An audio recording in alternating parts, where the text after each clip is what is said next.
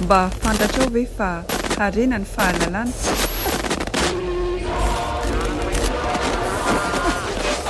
Fantatrao ve fa harena ny fahalalana. Tsy amboadidy a mon général dia mitady olona andray andraikitra zao fotoatsarotra diavin'ny firenena izao. No misy soa ho an'ny tandazana dia vela lohan'ny politika. Saotra tomboko lahy, saotra tomboko vavy.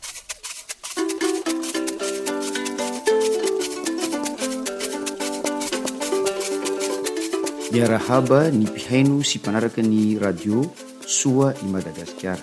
Miarahabanao tonga soa eto amin'ny fandaharana mba fantatrao ve. Fandaharana izay anaovana fitaizana olo-pirenena na education civique eto amin'ny radio soa i Madagasikara.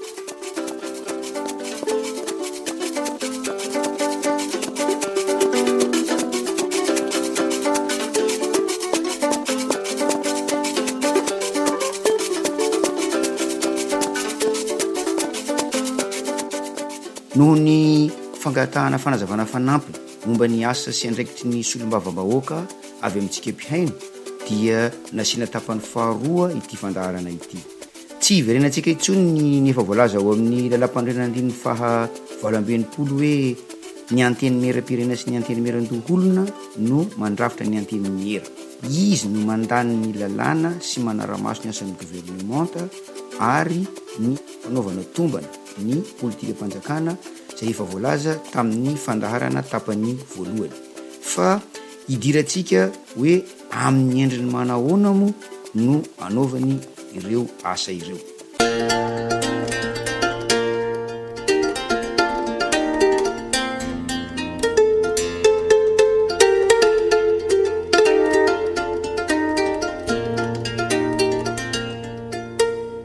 Alohan'ny amin'ny fantana io dia tsara ny mampatsiahy fa ny fifidianana seho fokotany, ny fifidianana be ny tanàna sy ny fifidianana solombavam-bahoaka dia fifidianana ifotona.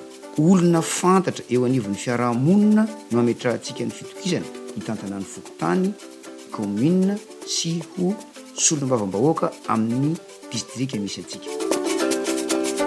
Ny anteny mera-pirenena dia manana ny birao maharitra ary ahitana commission sy vondrona na groupe parlementaire maromaro. Ny solombavam-bahoaka dia manao fivoriana ara-potoana na tsy ara-potoana amin'ny fanaovana ny asany. Mahakasika ny fandaniana ny lalàna dia azo ny commission na ny vondrona parlementaire na ny solombavam-bahoaka atao ny manolotra rijateny tolo-dalàna na proposition de loi ho an'ny fahefana mpanatanteraka dia ny gouvernemanta. Ny gouvernemanta koa dia afaka manolotra volavolan-dalàna na projet de loi mba ho dinihina eo amin'ny anteny mera-pirenena sy ny anteny meran-doholona.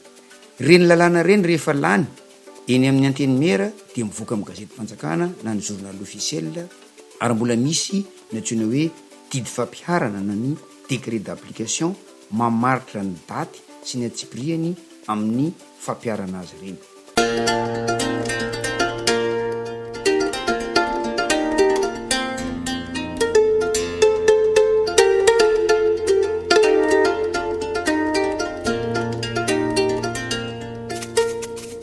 Ny solombavam-bahoaka dia manapaka ny teti-bolam-bahoaka na ny loi de finance izay ampiasain'ireo ministera sy ireo vondrom-paritra itsinjaram-pahefana mba hanatanterahana ny tetikasa fampandrosoana ny firenena araky ny voasoratra ao amin'ny programme nasan'ny mpitondra dia ny programme général de l'État na ny PGE.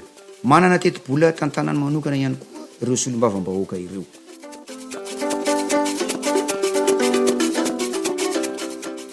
Mahakasika ny fanaraha-maso ny asan'ny gouvernemanta sy ny fanaovana tombana ny politika mpanjakana dia ilana fahalalana mikasika ny toe-karena sy ny fitantanana ny firenena ny fanaovana izany.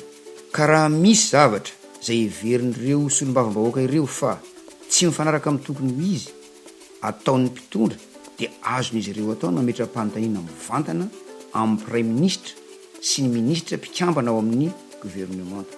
Ny fantenina mivantana ho an'ny gouvernementa dia azo ny olom-pirenena sy ny fiarahamon'ny-pirenena na ny société civile atrehina eny Tsimbazaza.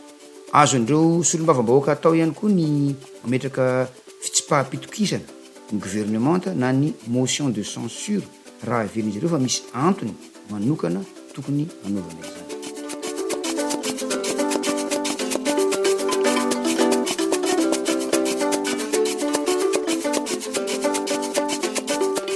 Araka izany dia anjarantsika mpifidy no mangataka ny hanaovan'ireo solombavam-bahoaka tatitra sy fanazavana feno momba ny tolo-dalàna izay nataony na nataon'ny vondrona parlementaire misy azy na ny volavolan-dalàna na ampandanian'ny gouvernementa azy ireo sy ny mety ho vokatra izany eo amin'ny fiainatokantranontsika tsirairay avy, ny faritra sy ny distrika misy antsika ary ny fiainam-pirenena manontolo. Fa tsy hoe isaky ny fampelezan-kevitra dia ho tonga handondom-baravarana sy hitetin'ny fokotany izy ireo, fa rehefa voafidy dia tsy hita intsony raha tsy afaka 5 taona indray. Tokony ho takitsika ihany koa ny mangarahara mahakasika ny fampiasana ny teti-bola izay tantanan'izy ireo. Araka ny efa voalaza tamin'ny fandarana tapany voalohany fa tsy solombavam-bahoaka hihinana ny volam-bahoaka akory no hifidianana azy ireo sanatria mivava, fa solombavam-bahoaka hitondra ny hetahetam-bahoaka sy hanasoa ny fari-piainan'ny vahoaka izay nifidy azy sy nametraka ny fitokisana tamin'izy ireo.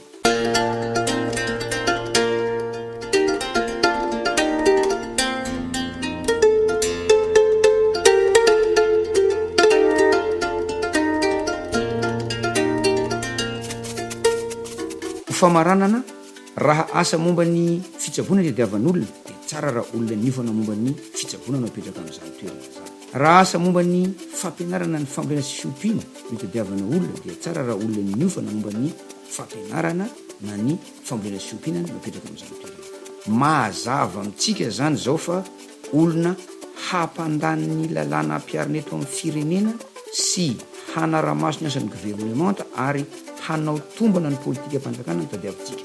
Ka aoka fa olona mianatra momba ny lalàna, manana fahaizana momba ny toe-karena sy ny fitanana ny firenena sady mahalala tsara ny hitahitan'ny olona amin'ny fara-piadidiany no mba hapetraka amin'izany toerana mahasolombavam-bahoaka izany.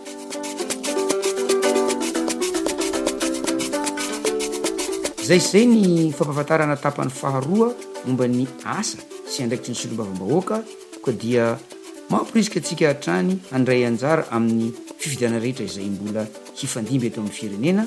Misaotra anao naharitra ny aino hatramin'ny farany, mirary fahasalamana ary manasanao sahady anaraka ny fandaharana manaraka. Veloma tompoko. Mba fantatrao ve fa harena ny fahalalana?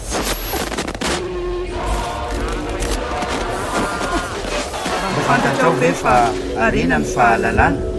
Tsy amboadidy mon général dia mitady olona andray andraikitra izao fotoan-tsarotra diavin'ny firenena izao. No misy soa ho an'ny tandazana dia vela alohan'ny politika. Saotra tomboko lahy, saotra tomboko vavy.